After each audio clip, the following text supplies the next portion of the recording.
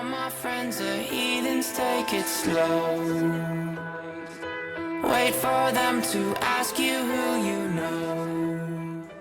What's up, my terrorists? I didn't think I'd be making a week 3 video, but it is a lousy, cold, rainy Friday. There is no disc golf. There is no going outside. There is sitting here in the dark room talking to the Reign of Terror as your commissioner.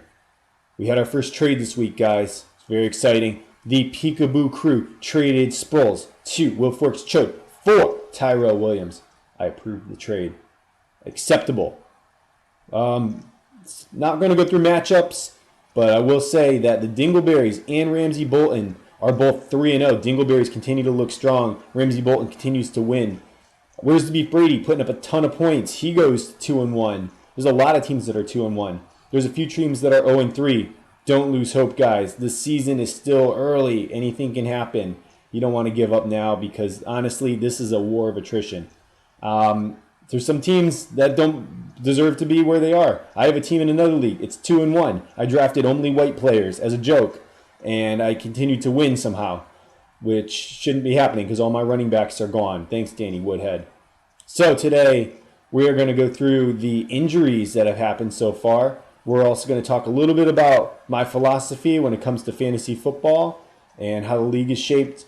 And then I had an agenda item put onto the agenda from the participation award. We'll see what that's about. So here's our first set of teams.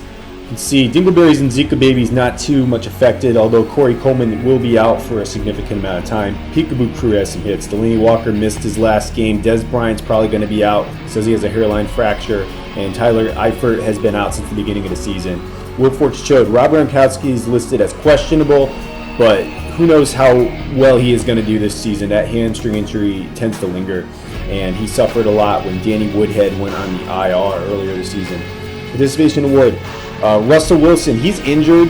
He's not going to be 100%, but that guy will play no matter what. Where's Beef Brady? Jordan Cameron out. Not really a big deal there. And Ramsey Bolton to LA. No notable injuries. Ray Rice, he's had Jamal Charles on his bench. When's he going to play? Maybe this week. Cheatin' Toms, he's got some recent injuries that are hurting him. Sammy Watkins, that's a big injury. He's out, and that looks like a lingering injury. And Doug Martin is also out. Apocalypse Meow, Jonathan Stewart is out, and they are doing a running back by committee while he's gone. Apocalypse Meow also has Willie Snead, who missed last game and may miss the next game. Greg's Splendid team, Admir Abdullah, that was one of his draft picks, and he is going on the IR early in the season. And as Greg predicted, Arian Foster is out as usual. Now, the Top Gun Ballers, I feel bad for our new guy here. His team has been ravaged with injuries. Eric Decker is now listed as out. I'm not sure if that is. Rashad Jennings probably won't play. He went out early last game. Dante Moncrief is out. Adrian Peterson is on the IR, probably for a good portion of the season. I'm not sure if he's coming back this season. Zach Ertz missed several games, but might actually be coming back soon. Big Daddy Yak, as we all know, Keenan Allen went on the IR, probably the biggest injury news. Deion Lewis, he is on the puppy list still. Antonio Gates is doubtful. Who knows how well he's going to do. He's an old man. Josh Gordon, you know what? There's some news that he's entering rehab now. Who knows if he's coming back this season. Two Live Jew, 2 of his running backs are out, Langford and Rawls. So this might look pretty obvious to anyone who's played fantasy football before, but have you ever really sat down and thought about what do I actually control in this and what is random?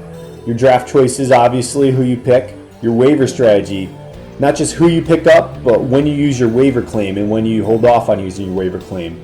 Trades, tons of strategy there, can be utilized effectively. Start, sit, obviously who you start each week. And add drop players, who you're dropping and who are you picking up to replace them. Now there's plenty of shit you don't control too. Once you're finished setting your lineup, the points you score by your starters is out of your control. Your matchup, points scored by other teams is out of your control.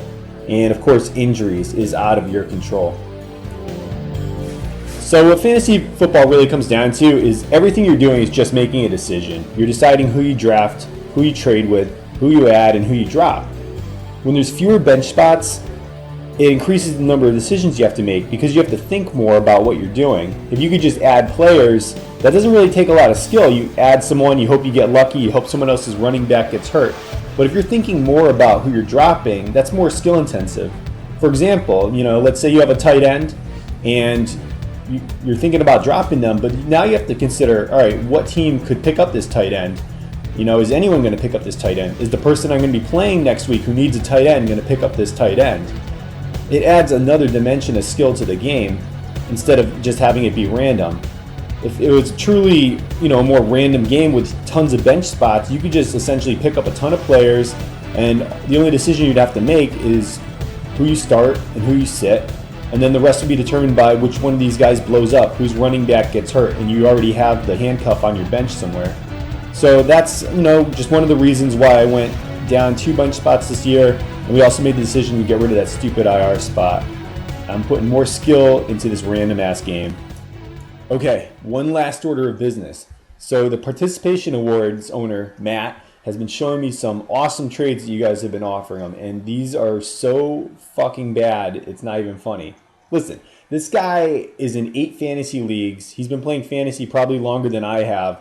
Just because he's 0-3, don't be fooled. I don't think he's going to accept any of your trades. I mean, by all means, you can keep sending him trades if you want. I'm not going to stop you. I just want you guys to be aware that he's actually an experienced fantasy football player. I'm also glad that you guys aren't trying to trick Tom Kelly, our newest fantasy player, into making stupid trades. Hopefully this won't encourage that type of behavior.